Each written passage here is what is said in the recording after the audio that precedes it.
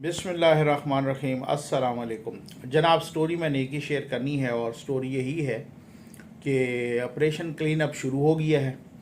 मैं जनाब वज़ीर आज़म शहबाज शरीफ साहब की खसूसी दावत पर बाकी बहुत सारे मोहतरम मीडिया पर्सनस सहाफ़ियों के हमरा एक बहुत ज़बरदस्त किस्म की खसूसी इनफॉर्मल नशिस्त हुई है।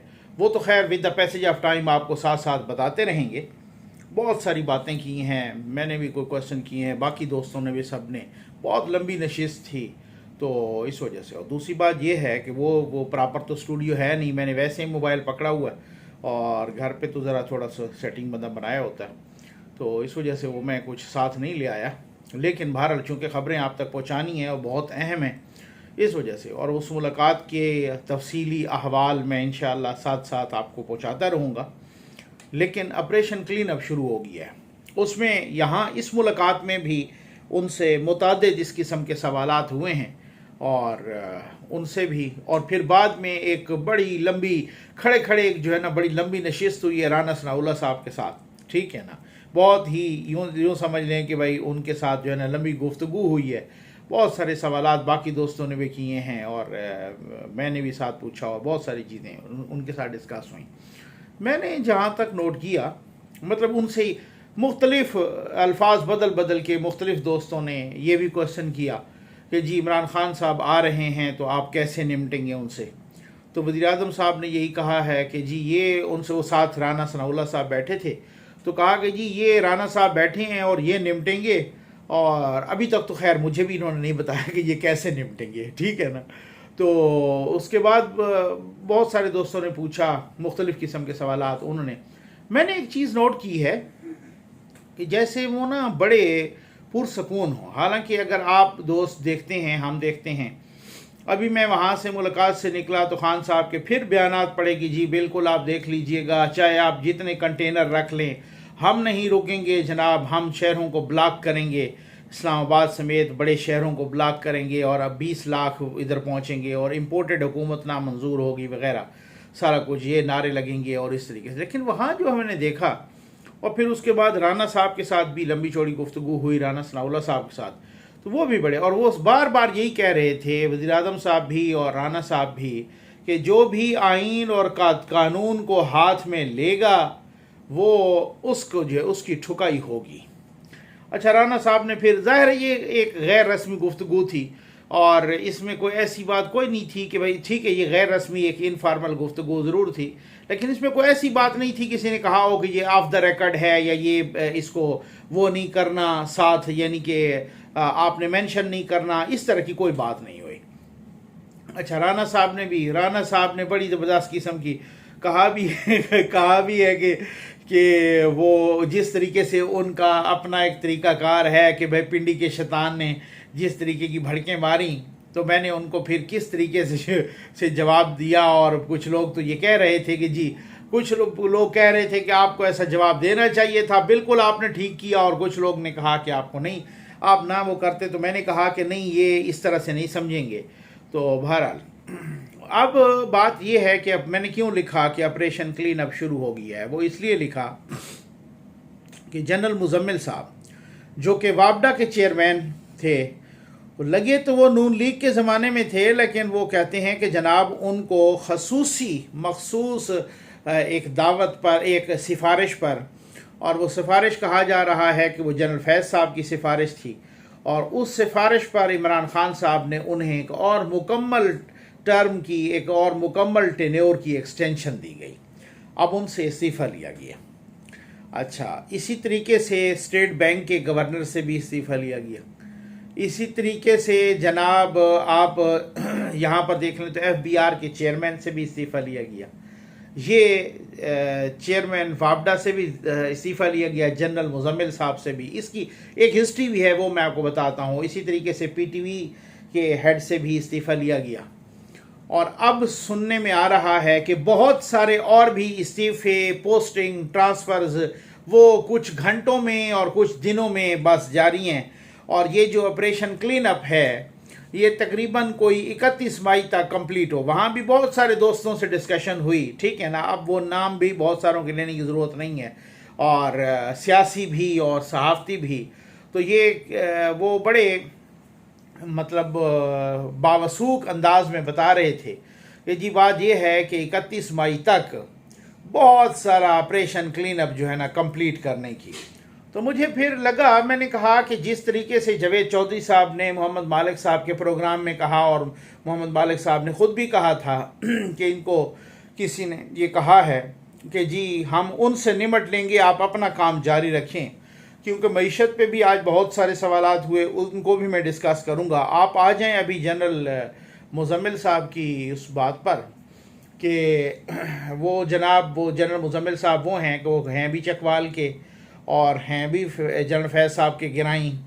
और जनाब वो बात यह है कि वही उन्हीं के बारे में कहा जा रहा है कि वो पैगाम रसां थे, बीच में पुल का किरदार अदा कर रहे थे। उन्होंने ही चौधरी परवेज़ इलाही साहब को भी उन्होंने पैगाम पहुंचाया था और मुनिस इलाही साहब के ज़रिए, और साथ ये भी उनको कोई कहा था कि जी आपको कोई प्रोजेक्ट्स भी मिलेंगे बहुत सारे, ठीक हो गया ना। और साथ बताया गया कि अभी जो लोड शेडिंग शदीद हो गई थी, इसमें भी मुबैना तौर पर जनरल साहब की कोई हरकतें कोई शामिल थीं और वो कह रहे थे। अब मैं हैरान हूँ कि कुछ लोग ना यकदम दिफा में सामने आ गए हैं। असद उमर साहब तक के मैं ट्वीट देख रहा था, बाकी लोगों के भी मैं देख रहा था, और वो कह रहे हैं कि जी ये कैसा है कि एक कोर कमांडर के ख़िलाफ़, एक जनरल के ख़िलाफ़ अगर बात हो रही है तो उस पर वो कोई नहीं बोल रहा, उनका इदारा नहीं बोल रहा वगैरह ये वो। हालांकि उस जनरल साहब के ख़िलाफ़ कोई बात नहीं हुई। अब उस जनरल साहब के ख़िलाफ़ किसी सहाफ़ी ने कोई बात नहीं की। मरियम नवाज़ साहबा ने सिर्फ इतने तक कहा है कि जब से ये बंदा बेफैज़ हुआ है और वो भी एक मखसूस पैराए में कहा है, एक मखसूस उसका पर्सपेक्टिव था, बैकग्राउंड था, और वो बैकग्राउंड ये था कि उन्होंने ख़ुद कहा कि मैं इस बंदे को रखना चाहता था यहाँ तक कि ये सर्दियाँ निकल जाएं, इंटेलिजेंस चीफ़, और वो इंटेलिजेंस चीफ़ जो है ना हुकूमत की आंखें और कान होता है, ठीक है ना, और इनको मैं रखना चाह रहा था। तो इसी उस पैराए में मरियम नवाज़ साहबा ने जलसे में कहा कि जब से ये बेफैज़ हुआ है इसकी हुकूमत धड़ाम से आ गिरी है। तो उसके बाद तो उन्होंने कोई कुछ नहीं कहा। पहले तो वो बहुत ज़्यादा तनकीद किया करती थी जनरल फैज़ साहब पे, अब तो उन्होंने कोई ऐसी तनकीद नहीं की, कुछ भी नहीं कहा, अब तो उन्होंने कुछ नहीं बोला, सिर्फ और सिर्फ। लेकिन उसके बावजूद पूरी पीटीआई जनरल फैज़ साहब के दिफा में सामने आ गई है, और वही पीटीआई और वही पीटीआई साहब, पीटीआई के कप्तान साहब कि जो ख़ुद जनरल बाजवा के ख़िलाफ़ बातें कर रहे हैं, जो ख़ुद फ़ौज के इदारे को जानवर तक कह रहे हैं, पाक फ़ौज को, ख़ुद उनके चीफ़ को, ख़ुद उनके मालशिया पालशिया सहाफ़ी, वो इमरान रियाज साहब की एक ऑडियो लीक हुई है जिसमें वो कह रहे हैं कि ये फ़ौज ही तो बागी बनाती है, ये फ़ौज ही तो मुल्क से बगावत कराती है, ये कोई माँ के पेट से नहीं। और वो इंतहाई डठाई के साथ ब्रिगेडियर शफीक साहब जो कि ISPR के ब्रिगेडियर हैं, वो कह रहे हैं कि जिनको यानी कि वो एलाबोरेट करके लोगों को बता रहे हैं, गीला तीतर साहब, वो ये कह रहे हैं कि जिनको अरशद शरीफ साहब गंजा शैतान, आपको पता है कि वो गंजा शैतान किन को कह रहे हैं? ये ऑडियो, ये आप किसी से भी आप ज़रा सुने, मैं इसको जारी करूँगा। ये ऑडियो ऐसा है कि ये ऑडियो खुद लीक करवाई गई। ये कोई नहीं है कि इस तरह से एक इस तरह का तसव्वुर दिया जा रहा है, इस तरह का एक तासुर दिया जा रहा है कि वो किसी इंटेलिजेंस के बंदे से बात कर रहे हैं, लेकिन नहीं, वो इंटेलिजेंस के कोई बंदे से बात नहीं की। ऑडियो सिर्फ लीक कराई गई है जानबूझ के। और वो साथ बता रहे हैं कि ये जो अरशद शरीफ साहब जिनको बोलते हैं ना गंजा शैतान, वो आपको पता है किन को बोलते हैं? ये ब्रिगेडियर शफीक को बोलते हैं, ISPR वाले को। अब आप अंदाज़ा कीजिए कि ये इमरान रियाज यहाँ तक कह रहा है। समीम रहीम है तो उनका अब FIA की भी आज एक प्रेस रिलीज़ आ गई है, एक प्रेस रिलीज़ ISPR की भी आ गई है, ठीक है ना, उस पर भी बात करूँगा इंशाल्लाह नेक्स्ट वीडियो में। तो समीम रहीम जनाब जिस तरीके से वो जनरल बाजवा को और पाक फ़ौज को तो पूरे के पूरे लगे हुए हैं, पूरे पाक फ़ौज के इदारे के ख़िलाफ़, जनरल बाजवा के ख़िलाफ़, जनरल नदीम अंजुम के ख़िलाफ़, सारे के सारे। और किसी ने सिर्फ ये कह दिया है कि जब से ये बेफैज़ हुआ है, तो वो कह रहे हैं कि जनाब देखो ये तो बहुत बड़ी तौहीन हो गई है, ये तो इस तरह का वो हो गया। भाई आपने ही ऐसे एक प्रोफेशनल जनरल के कैरियर को तबाह बर्बाद किया है। इमरान खान साहब, आपने किसी एक जर्नैल का नाम ले लेके जलसों में, प्रेस कॉन्फ्रेंसेस में, मीडिया टॉक्स में, अपने ट्वीट्स में, मुख्तलिफ हवालों से सोशल मीडिया पर, अपने जिधर भी आप इंटरव्यू देते हैं वहाँ पर भी जिस जगह पे आप कहते हैं, तो उनको आपने इतना मुतनाज़ा बना दिया, इतना डिस्प्यूटेड बना दिया है। यही होता है। फिर जाहिर है वो जो जिनके ख़िलाफ़ आपने उनको इस्तेमाल किया तो वो भी साथ कहेंगे। इस तरीके से उनका ना बहुत ज़्यादा बहुत सारे सवाल हुए जनाब। और आर्मी चीफ़ की एक्सटेंशन से मुतालिक भी सवाल हुआ, ये भी मैं आपको बताऊंगा। और अपॉइंटमेंट होगी, एक्सटेंशन होगी, और साथ ही इलेक्शन से मुतालिक भी सवालात हुए, बहुत सारी चीज़ों के मुतालिक सवालात हुए।